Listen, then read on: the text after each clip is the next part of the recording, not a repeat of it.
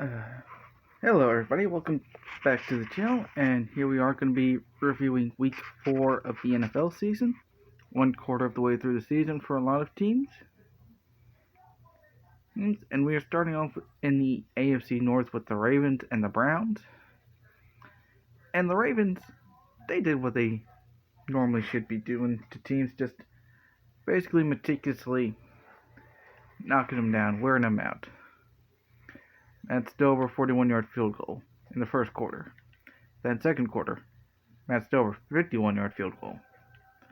Then Matt Stover kicks another field goal in the third quarter, 40 yards. And Steve McNair finds Clayton for a 25-yard touchdown pass. But Brady Quinn finds Braylon Edwards to at least keep the Browns from getting shut out. Browns only had 2 attempts in the red zone, converted one of them. Jamal Lewis just couldn't get going, and Brady Quinn 2 picks. Just another day in the office for the Ravens defense. And you see, Steve McNair only threw 92 yards, but it was enough to get the job done. Meanwhile, you got the Bears and the Lions giving us another overtime matchup. Here we have Bryson running it in from 1 yard out, but then Robbie Gould kicks a 50-yard field goal. So Detroit has the lead early on. And then Hansen kicks a 49-yarder to put Detroit up 10-3. Then John Kitna finds Roy Williams from 36 yards out. But then Johnson for Chicago gets a 1-yard touchdown run. And then Robbie Grossman finds Davis for a 25-yard touchdown pass to tie the game up at 17 apiece. 6 minutes left. No team can do anything for the rest of the fourth. So we go to overtime. And with 5.5 minutes left in overtime, Hansen kicked a 33-yard field goal to ensure we did not have our first tie of the mode. And the thing is, Chicago just completely outplayed Detroit. Detroit was super aggressive, 1 for 4 on fourth downs. But what helped was Detroit's defense picking up the slack of the offense. 5 interceptions on Rex Grossman. Speaking of interceptions, Brett Favre, the all-time leader in interceptions, he had a game to remember, because he starts off by finding Donald Driver the Week 3 NFC Player of the Week on the offensive side of the ball for a 44-yard touchdown pass. Then he finds Ferguson for 31 yards out, but Ryan Longwell kicks a field goal to cut the lead down to 11 for Minnesota. That's something positive for the Vikings. Brett Favre finds Donald Driver for 24 yards. Rayner kicks a 32-yard field goal, but Troy Richardson gets a 1-yard touchdown run. So now they're within 14, I believe. So just keep chipping away at the lead, Minnesota. But Brett Favre finds Clowney for 32 yards. In the third quarter, finds Clowney again for 36 yards in the fourth quarter. Ryan Longwell kicks a field goal, and Jackson runs it in from 5 yards out to seal the deal. 395 yards from Green Bay, only 70 of them on the ground. And you see Brett Favre threw an interception. Type call Brett Favre to do a lot of time in his career, that gunslinger mentality. But that gunslinger mentality definitely paid off, because Sure, he only completed almost 60% of his passes, but when you throw 5 touchdowns to 1 interception, yeah, it's a good day at the office, you know? Meanwhile, Texans, Falcons, a game of the ages in the world of Tank Bowl. Billy Cundiff kicks a 23-yard field goal in the first quarter. Atlanta leads. It's 3-0. Then Houston scores a field goal by Chris Brown from 25 yards out. And then Ron Dane with a 2-yard touchdown run to take a 10-3 lead. Then you have Billy Cundiff kicking a 31-yard field goal, more or less after the 2-minute warning. He makes one more field goal from 25 yards out, but that's all the scoring Atlanta would do, because they fall short, and Houston gets their first win of the year in the Georgia Dome. I mean, again, Atlanta dominated the offensive side of the ball. 6 red zone attempts, 3 field goals, though. I mean, that's something that you need to convert into touchdowns. But 38 rushes, 234 yards. Like, what really killed him, though, was 5 interceptions from Michael Vick. Like, that's how you lose games. It's just turning the ball over a lot. I mean, Matt Schaub threw 2 picks. Like I said, this is a game that is the definition of Tank Bowl. Both teams playing poorly so they can rise higher in the rankings, or higher for the draft board. I mean, Michael Vick led the team with 138 rushing yards. And that helps because the playbook is made for him. Although, how much longer will the head coach for Atlanta be here? Speaking of head coaches that are questionable on being here long, the Bills head coach, you might want to start go ahead and planning a trip to Cancun, because you might not be on the team much longer. Especially when you let Thomas Jones, a guy who was playing on a strained knee, scored 1-yard touchdown run. I mean, yeah, it's just 1 touchdown. But Ryan Lindell answers with a 21-yard field goal in a situation where you probably needed the touchdown, but it's very early in the game. You'll have more chances to score. Drive down the field, kick a 29-yard field goal. Okay, you're down by 1 now. Chad Pennington finds Jericho Cotchery to increase the lead now to 8. And Wright runs it in from 3 yards out. And then Ryan Lindell kicks one more field goal to end the half. So Buffalo's actually up 16-14. But the Jets made some adjustments themselves. But one more field goal for Ryan Lindell. And as you can see by the score, it became all New York from here. Thomas Jones, another 1-yard touchdown run that killed 8 minutes of clock. Like, oh my god, I did not know the CPU could actually kill that much clock in the sim. But then you had Thomas Jones running in from 37 yards out. I think that's his third touchdown. Yeah, that's his third touchdown on the game on one good knee. They failed the 2-point conversion. Try to go up 2 full touchdowns. But Mike Nugent kicks a 21-yard field goal. And then Thomas Jones, his 4th touchdown of the game, comes with 1:15 left. Like, that is insane right there. 131 rushing yards. And all of those yards. Every last one. I mean, Chad Pennington had a day too. 256 yards and a touchdown. Greg Null got into the game for Buffalo. That's probably why they didn't do so well offensively. But Thomas Jones, 24 attempts, 131 yards, 4 touchdowns on one good leg.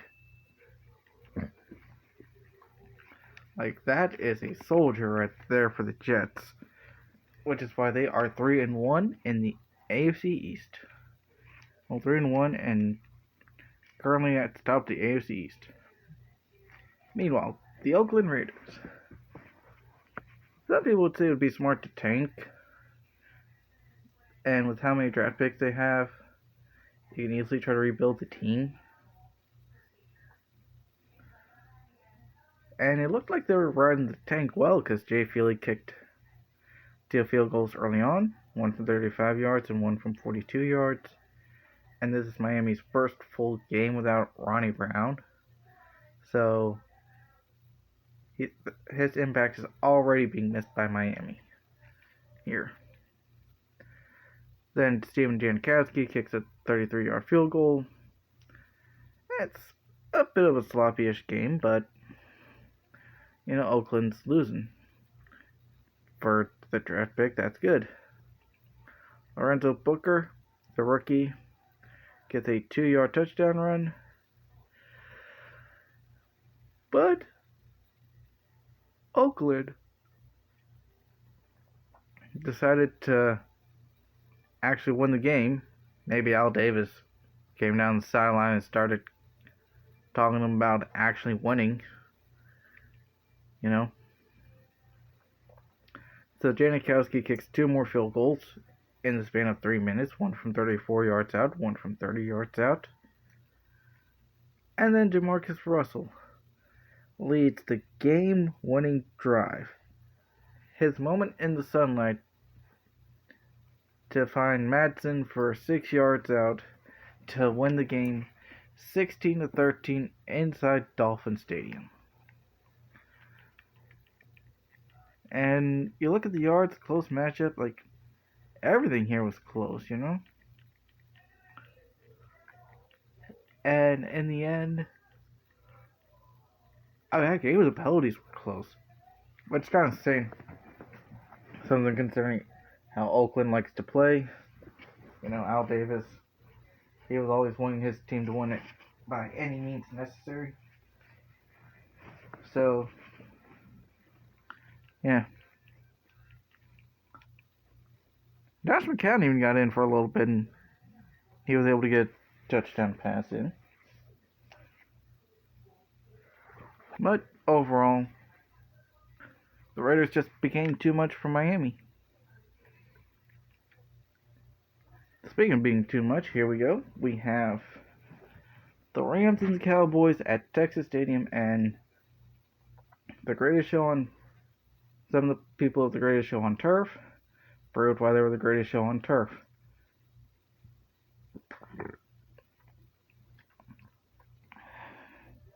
Steven Jackson with a 1-yard touchdown run.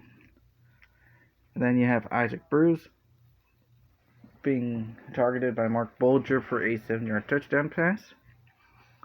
Julius Jones with a 16-yard touchdown run for Dallas to get the Cowboys on the board. All you can see by the box up there, that was their only score they could be able to muster. Mark Bolger finds Isaac Bruce again from 48 yards out. And Jeff Wilkins puts the icing on the cake in the third quarter to win it 24-7. And yardage-wise, it was definitely a shootout. But Dallas could not convert on a third down to save their lives.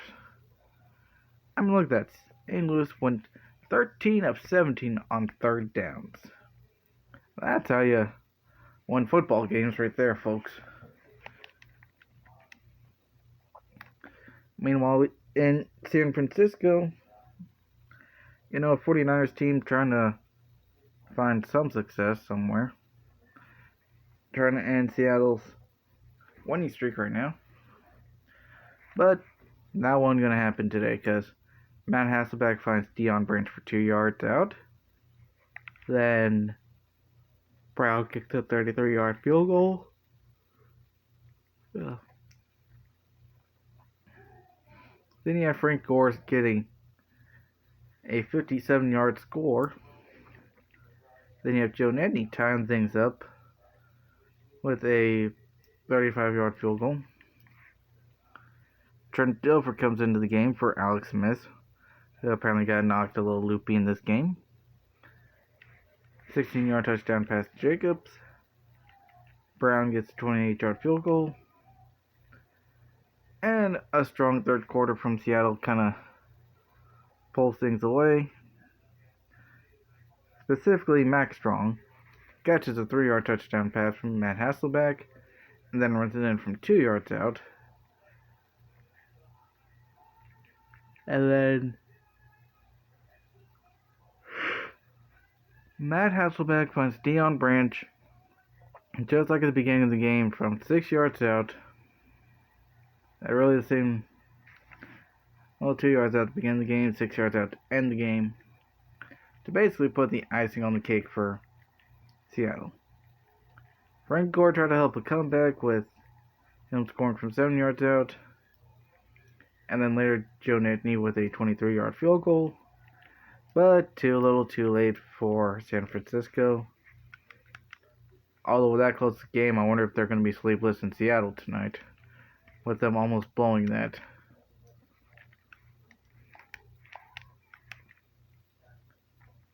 Meanwhile, over in Charlotte, for the matchup between Tampa Bay and Carolina, Carolina proves why they're at the top team of the NFC right now, or at least one of them. But we got John Casey kicking 2 field goals in the first quarter, one from 42 yards out and then one from 47 yards out. Then you had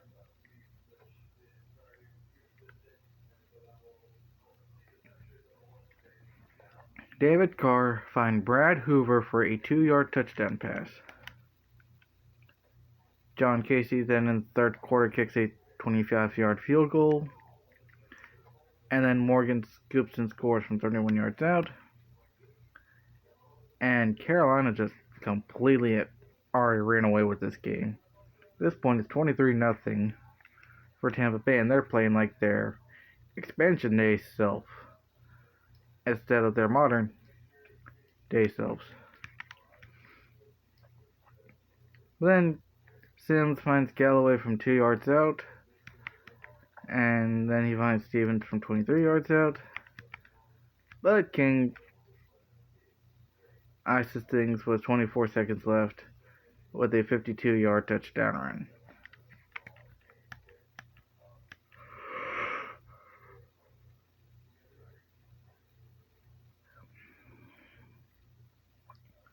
Oh for 3 for Tampa Bay on third and fourth downs. I mean, if you're going to go aggressive, you got to make one of those. And, you got to convert on your turnovers, too, because forcing 3 picks, but only getting 14 points out of everything. Yeah. Broncos and Colts. This was a game I did not expect to get ugly real quick, but apparently decided to get ugly real quick. Jake Elam kicks a 35-yard touchdown. Well, 35-yard field goal, my bad. And to go up 3-0. Then Jay Cutler finds Walker for a 1-yard touchdown pass. And then Travis Henry with a 3-yard touchdown run. And it's already 17-0 at the half for the Broncos. Peyton Manning finds Marvin Harrison from 7 yards out, 47 yards out, 4-7. Well, 6 plus the extra point, but still. But Travis Henry put the game on ice with a 3-yard touchdown run. And what really helped Denver, other than stopping 4 fourth down conversions out of 5, is they won time of possession. And that's how you beat Peyton Manning. You get the time of possession. Don't know if they shot themselves in the foot with 14 penalties for 94 yards. But hey. more performances like that, and Indianapolis might not make the playoffs this year. Speaking of teams that might not make the playoffs this year, the Chargers. They might be 1-3 right now, but they might be starting off poorly, but getting on a strong win streak could help things out. And it started here at Qualcomm Stadium against the Chiefs. Battle of running backs start things off. LT with a 2-yard touchdown run. Then Larry Johnson with an 11-yard run of his own. But then Philip Rivers finds Antonio Gates. It's the most reliable tight end, to my knowledge. 71 yards.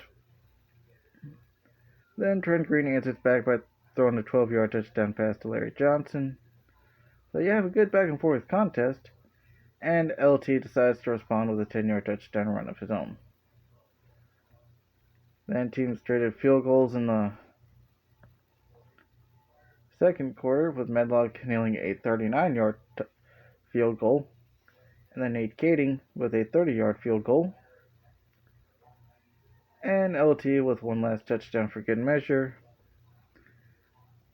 to seal the deal with the final score of 31-17. And LT just carried the team today. That's all he really did. You know? Well, I don't hope that Kansas City's playing with a quarterback who is somehow upset, even though they're 3-1. But yeah, LT, 27 carries, 158 yards, and 3 touchdowns. And the Chargers just ran away with it. Speaking of running away with these games, you got Pittsburgh and Arizona in the University of Phoenix Stadium, where Neil Rackers kicks a 54-yard field goal to start things off. Then Big Ben with a 4-yard touchdown run. Then Neil Rackers kicks another field goal, this time from 22 yards out to make things a 1-point game.